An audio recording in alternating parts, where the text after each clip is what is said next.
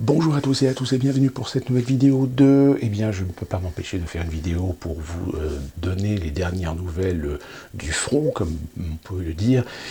Et depuis ma dernière vidéo, évidemment, les choses ont évolué. La vidéo que j'ai faite a été faite mercredi matin. On est aujourd'hui vendredi après-midi. Il est un peu plus de 14 heures. Et encore un rebondissement est arrivé il y a maintenant une demi-heure, trois quarts d'heure. Depuis, qu'est-ce qui s'est passé? Il s'est passé que nous étions dans la configuration de la Caroline du Nord, que si la Caroline du Nord basculait soit sur Biden ou Trump, il fallait absolument que l'un ou l'autre ait le Michigan et la Pennsylvanie pour l'emporter. Entre-temps, il s'est trouvé que Trump était majoritairement favori en Caroline du Nord, la Géorgie étant toujours en comptage, le Michigan et le Wisconsin aussi, sauf que le Wisconsin est tombé comme le Michigan aux mains de Joe Biden, et il ne me restait plus que le Nevada qui devait faire la différence, c'est-à-dire que si Biden remportait le Nevada, il était à 270 délégués, il remportait donc l'élection, puisque dans ce cas-là, même Trump, avec la Géorgie, la Caroline du Nord et la Pennsylvanie, n'arrivait qu'à 268, même en comptant avec l'Alaska. Sauf que, encore rebondissement, il se trouve que le Nevada n'a pas fini son décompte alors qu'il est à 80, il était à 80%, donc il reste 20%. Et il y a à peu près une centaine de milliers de voix de différence entre Trump et Biden. Donc les démocrates, qu'est-ce qu'ils ont décidé? Ils ont décidé de changer leur fusil d'épaule. C'est-à-dire que là maintenant, ils se sont attaqués à la Géorgie. Le nombre de voix en Géorgie, alors qu'il ne reste que 1% de dépouillage, je tiens quand même à préciser qu'1% de dépouillage, ça fait depuis 2 jours qu'ils dépouillent 1% de vote. Donc là déjà on se pose quand même pas mal de questions, parce qu'il reste que 2000 à 3000 voix d'écart entre Joe Biden et Donald Trump sur la Géorgie. Ce qui fait que peut-être en effet que là les démocrates sont en train d'un petit peu de laisser tomber le Nevada, parce que le Nevada semble s'embourber dans des décomptes, des décomptages, etc. Alors qu'il serait beaucoup plus intéressant en effet que Biden remporte la Géorgie, parce que la Géorgie c'est 16 délégués, contrairement au Nevada où c'est 6 délégués. Là, dans ce cas-là, si Joe Biden remporte la Géorgie, eh bien ça lui fait 280 délégués, donc il remporte largement. Mais à 14 heures, alors que la Pennsylvanie était plus ou moins propice à être en faveur de Donald Trump, eh bien il s'est passé depuis ces 24 dernières heures des choses assez intéressantes et qui démontrent qu'en effet cette élection n'est pas très nette, même si beaucoup de médias aujourd'hui font énormément pression, voire même de la censure caractérisée sur le fait que non, il n'y a pas de fraude. Non, ça n'existe pas. Voilà, c'est les QAnon, c'est les pro-Trump, c'est la Russie qui est en train de faire de la désinformation sur Internet, etc. Alors que quand on a des machines en Pennsylvanie qui tombent en panne au moment où on se rend compte que Donald Trump prend trop de voix, quand on se rend compte que certains bureaux de vote sont fermés alors que normalement ils devraient rester ouverts jusqu'à une certaine heure, eh bien on se demande si en effet il n'y a pas une réelle volonté finalement de toute l'administration, de tout le système, eh bien faire en sorte de tout faire pour garantir une victoire absolue de la part de Joe Biden. Alors la Pennsylvanie, il y a une demi-heure, j'ai pu voir que la Pennsylvanie a basculé du côté du camp de Biden. Il y a beaucoup de mouvements qui sont en train de se produire en ce moment dans un certain nombre d'États. On constate aussi que malheureusement certains États ont pris des libertés. C'est-à-dire que malheureusement, même si les règles sont établies de façon fédérale pour l'élection du président, malheureusement certains États, de par leur souveraineté, apportent un certain nombre de modifications à la façon de gérer, à la façon de traiter, on va dire, l'élection, si bien qu'on est en ce moment dans une situation où, en l'espace de 24 heures, non seulement la Géorgie, qui pourtant, depuis mardi, était propice à être remportée par Donald Trump, et bien même la Pennsylvanie, là, est en train de basculer. Là, évidemment, c'est une victoire assurée de Joe Biden. Nous sommes vendredi, il est bientôt 15 heures. Normalement, ces deux États, que ce soit la Pennsylvanie, donc le Michigan, ça a été remporté par Joe Biden, doivent normalement clôturer leur compte. Sauf que là, on vient d'apprendre que le Nevada, le Nevada semble dire qu'il y a encore 17 000 bulletins à dépouiller et que peut-être ils auront réussi à tout faire à partir de dimanche. Donc là, si vous voulez, puis en plus de ça, on a aussi l'Arizona. Alors l'Arizona, ce qui est très marrant, c'est que beaucoup de médias conservent l'Arizona sous Biden, alors que d'autres médias et d'autres informations tentent à démontrer qu'il y a encore des dépouillages actuellement en Arizona. Donc ça veut dire que là, on est vraiment dans une situation qui tente à démontrer que cette élection est une véritable comédie, une fanfaronnade. C'est pas digne d'une démocratie telle que les États-Unis, même si je le rappelle, les fraudes, il y en a toujours eu dans toutes les élections, même en France, on a des signes aujourd'hui qu'il y a eu des tentatives de fraude.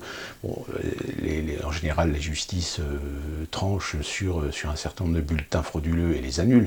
Là, de toute façon, Donald Trump, lui, est convaincu qu'il va peut-être perdre l'élection sur de la fraude, donc il va certainement se battre avec les outils qu'il a à sa disposition. Déjà, des recours à la Cour suprême ont été faits pour vérifier des recomptages. Déjà, la Géorgie ou la Pennsylvanie, je crois, a déjà annoncé qu'ils allaient faire du recomptage. Donc alors, si on fait du recomptage, ça veut dire que ça va risque de repousser encore jusqu'à au moins dimanche, voire même lundi. Voilà, on est toujours dans la prospective de se dire alors qui va gagner l'élection. Le fait est, c'est que vu comment cette élection se déroule, on est très clair que de toute façon, je pense que Biden va l'emporter parce que, comme je l'ai dit depuis le début, depuis un an, ils feront tout pour faire gagner Biden, quitte même à tricher, quitte même à faire de la fraude, quitte même à faire de l'influence dans les institutions, dans la justice, dans les administrations, pour que Biden prenne le bureau ovale et que Donald Trump dégage. Parce que Donald Trump, de toute façon, l'État profond veut le voir dégager. Un certain nombre de ténors et un certain nombre de membres du Parti républicain, pourtant son parti, veulent le dégager. On a actuellement des informations qui tentent à prouver que certains de son administration sont déjà en train de poser des jalons pour quitter l'administration Trump. Voilà, de toute façon, comme je l'avais malheureusement prédit dans une vidéo, même si les chances de Donald Trump pouvaient être encore évidentes de se faire réélire du fait justement de cette proportion d'Américains qui ne s'expriment pas et qui auraient pu faire la surprise, le fait est, c'est qu'en nombre de votes, Donald Trump a fait beaucoup mieux que ce qu'il a fait en 2016, tout comme Joe Biden, de toute façon, a dépassé les 70 millions, il a fait presque bien mieux que ce qu'a fait Hillary Clinton en 2016.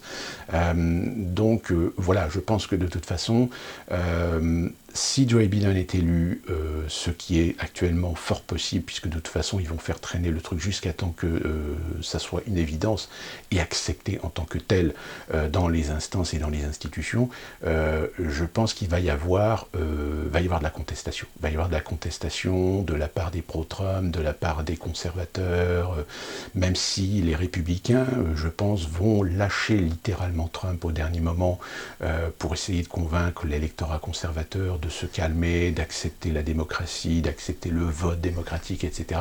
Je peux vous dire qu'il y en a, on le sent qu'ils vont le faire. Et je maintiens que Biden ne fera pas les 4 ans. Je pense que d'ici peut-être 6 mois ou 1 an, la fameuse affaire ou un scandale ou peut-être des raisons de santé le feront quitter le bureau ovale au profit de Kamala Harris, qui deviendra donc la première femme présidente des États-Unis, qui plus est métisse, donc représentante des minorités, ce qui bouclerait d'ailleurs un parcours politique de la femme assez exceptionnel, parce qu'elle a été la première femme à plusieurs reprises, elle a été première femme procureure de Californie, elle était la première femme assistante du gouverneur de Californie, donc elle a vraiment un parcours politique qui forge le respect, on va dire, même si idéologiquement elle a quand même aussi des casseroles, mais je pense que d'ailleurs on en parlera de cette affaire.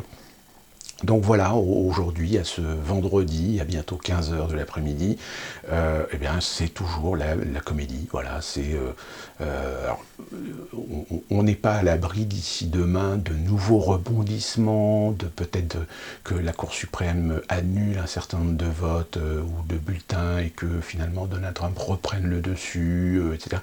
Donc là, tout peut encore arriver dans les prochaines 48 heures, même si je vous rappelle, le Nevada, normalement, a encore 20% de dépouillement à effectuer officiellement. La Géorgie et la Pennsylvanie, normalement, sont à plus de 95%. Je crois que la Géorgie est à 99% de dépouillement déjà acquis. Donc ça fait déjà, comme je vous l'ai dit, ça fait depuis 48 heures qu'ils dépouillent 1% de bulletins, ce qui est, enfin, là c'est clair, voilà, il gagne du temps, il y a une volonté de gagner du temps. Il y a beaucoup de vidéos qui circulent sur Internet sur des fraudes. Alors j'attire votre attention et je voudrais simplement vous alerter de faire très attention parce qu'il y a pas mal de vidéos qui en réalité n'ont rien à voir avec les élections présidentielles américaines et il y a certaines vidéos qui sont traduites ou interprétées d'une certaine façon alors qu'en réalité on ne sait pas du tout les procédures que ces gens sont en train d'effectuer. Le fait est, c'est qu'il y a en effet par contre certaines vidéos qui sont assez significatives de certains comportements de gens qui sont normalement assermentés à faire du dépouillement suivant certains principes, mais on voit bien qu'il y a certaines personnes qui ont une fâcheuse tendance des fois à chiffonner et à balancer à la corbeille un certain nombre de bulletins. Mais de toute façon, vous savez, quand vous avez des gens à la télévision qui vont vous dire non, il n'y a pas de fraude, il n'y a jamais de fraude, il n'y a pas de fraude pendant ces 2020, c'est les QAnon qui prennent leur désir pour des réalités, etc. Je dirais simplement, c'est que plus le pays est important, plus il y a de population, plus les enjeux sont importants, la fraude, de toute façon, elle existe. Elle existera toujours. Il y aura toujours des gens pour essayer de frauder, pour essayer de tricher. C'est intrinsèque, de toute façon, à tous les processus démocratiques. Après, ce sont des organismes qui sont censés organiser les choses de telle manière à empêcher, à entraver l'influence que peut avoir un certain nombre de fraudes sur des élections. Mais de toute façon, soyons clairs, les fraudes ont toujours existé aux États-Unis, sauf que parfois les résultats étaient beaucoup trop tranchés, beaucoup trop affirmés pour que ces fraudes puissent avoir une efficacité à faire un reversement ou un renversement de situation. Sauf que là, on est en effet sur le fil, on est sur des différences, je vous le rappelle, la Géorgie, on est sur du 2000 voix de différence entre Donald Trump et Joe Biden, et sachant que le Wisconsin, le Michigan, donc, vont forcément être contestés par Donald Trump et par les républicains auprès de la Cour suprême, et que finalement, dans cette élection, eh bien, on a 3 États qui ont basculé, qui sont le Wisconsin et le Michigan, qui ont basculé républicains, démocrates. Quoique le Wisconsin et le Michigan, dans l'historique de son choix politique en matière de vote, étaient à l'origine quand même beaucoup plus progressistes que de tradition démocrate. En revanche, pour l'Arizona, on est un petit peu surpris. Le Nevada, pourtant, c'est plutôt l'inverse. Le Nevada se confirme dans sa préférence politique plutôt progressiste, ou à moins que ça soit l'inverse. Enfin, de toute façon, les cartes historiques, vous pouvez les trouver sur Internet pour voir un petit peu les différences. Et je terminerai sur cette carte qui vous montre les votes, enfin les préférences, les résultats par parti, par comté. Et on se rend compte, tout simplement que les États-Unis, c'est comme toutes les grandes démocraties aujourd'hui, c'est que finalement c'est la lutte fratricide entre l'Amérique des villes et l'Amérique des champs. L'Amérique des villes, l'Amérique urbaine, essentiellement progressiste, souvent mondialiste, très ultralibéral, contre l'Amérique profonde, l'Amérique des campagnes, des petites villes, des petits villages, des petits cantons, beaucoup plus traditionnelles, religieuses, conservatrices, etc. Alors le problème, c'est qu'évidemment, il ne faut pas juger en apparence, puisque dans les deux côtés, vous avez des bons et des mauvais côtés. Je veux dire, moi, je suis plutôt, en effet, à préserver des traditions sur des valeurs humaines, sur des valeurs intrinsèques de collectivité, de tradition, mais je n'en suis pas moins aussi progressiste pour aider à faire évoluer les mentalités, inversement à un trop grand conservatisme, et surtout le conservatisme religieux. Alors, je reste respecte la religion, je respecte les religieux, mais malheureusement, force est de constater qu'au sein même de ces communautés, il y a des excès, il y a des radicalismes. Je pense que malheureusement en France avec l'islam, le problème aujourd'hui se pose réellement. Eh bien c'est la même chose aux États-Unis. Aux États-Unis, on est souvent confronté à des gens qui sont d'une autre époque. Et malheureusement, Donald Trump fait partie de ces gens qui sont aujourd'hui des anachronismes, c'est-à-dire des gens qui réagissent d'une certaine façon, de façon extrême, de façon en dehors du personnage, Donald Trump, mais qui malheureusement aujourd'hui ne voit plus le monde tel qu'il est, tel qu'il évolue avec le mondialisme. Je rappelle la différence entre mondialisme et mondialisation. La mondialisation, c'est un phénomène logique, sensé, pertinent sur les échanges que nous faisons entre peuples, entre pays, etc. Donc ça fait partie de l'évolution de l'humanité, alors que le mondialisme, c'est une volonté de détruire l'existant, de détruire les principes d'État-nation, de culture, etc., pour une hégémonie à l'intérêt et au bénéfice d'une élite capitaliste, d'une élite financière, au détriment évidemment de tous les principes démocratiques. Je reviendrai certainement sur le Grand Reset parce que je pense que la vidéo que j'ai faite précédemment, je vous invite à aller la voir. Comme je l'avais dit dans ma vidéo, je fais les choses de façon assez succincte. J'essaie de synthétiser les volontés du projet du Grand Reset qui pour l'instant n'a pas de texte, il n'y a pas de descriptif de ce qui va se passer. On a tout simplement des gens qui promu ce grand reset avec des idées, alors certains qui exposent dans leurs bouquins, etc. Donc moi j'avais pris l'exemple de Klaus Schwab, qui me semblait être le plus cohérent et le plus crédible sur la base d'une idée de ce que pourrait être le grand reset.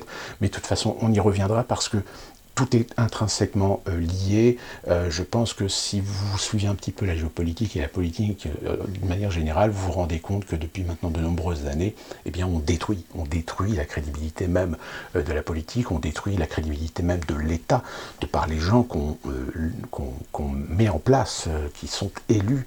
Je pense évidemment à tout ce qui s'est passé déjà en Europe. Regardez Berlusconi, aujourd'hui Emmanuel Macron, Donald Trump aux États-Unis, Boris Johnson, même si Boris Johnson est un politicien, mais vous avez par exemple aussi en Ukraine, vous avez un président aujourd'hui qui à l'origine est un comique.